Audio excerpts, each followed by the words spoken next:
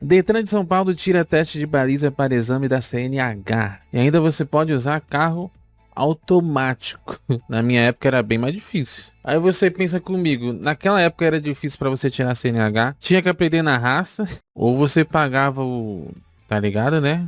Por fora pra você pegar a carteira. Se já tinha gente que não sabia dirigir, fazer baliza naquela época, imagina agora. Aí teremos mais pessoas assim na rua.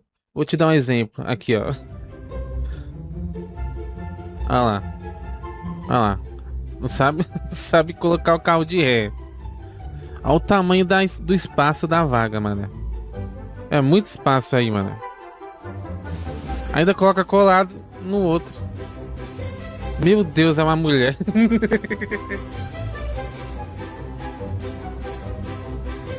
E ela deixa ali. Olha isso, mano.